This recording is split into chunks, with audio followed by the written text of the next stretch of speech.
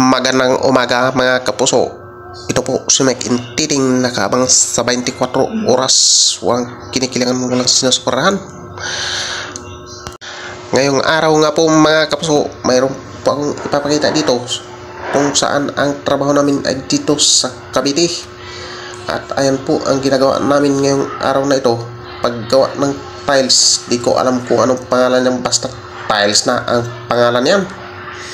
Ayan nga po ang ginagawa namin, at hindi po yan dikit-dikit at may space po yan na gis. Ayan po, kitang-kita po yan sa video. Ayan po, unang kabit namin ay tiniles muna namin ang nilayout muna namin ang tiles na yan na may space na gis ang layo. Ayan po, at pinaliwanag ko lang po.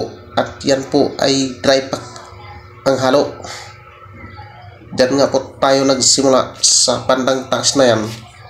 At ang paliwanag ay wrap lang, at nagbago nga ng banda sa baba na kami at sinabi ay finish. Ayan po.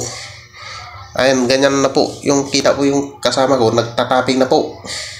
Pagkatapos naming na-tiles yung tiles na yan, at may nakasunod naman na nagtataping. At ayan nga po yung foreman ko, siya po yung nag-layout.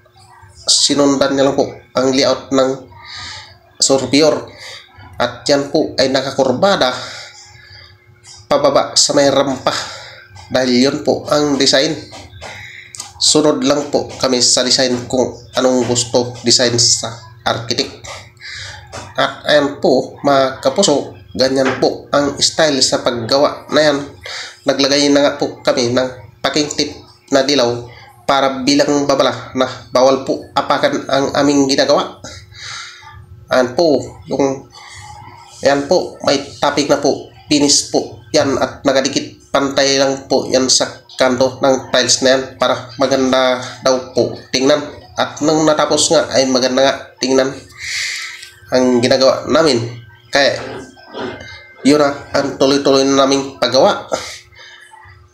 Ayan na nga po, nakabortar na po yan, dis po yan, at nakasunod po yan sa kurba base po sa aking sinabi kanina.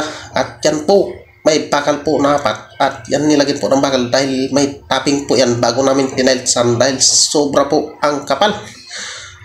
Ayun nga po sa taas ang aking mga kasama.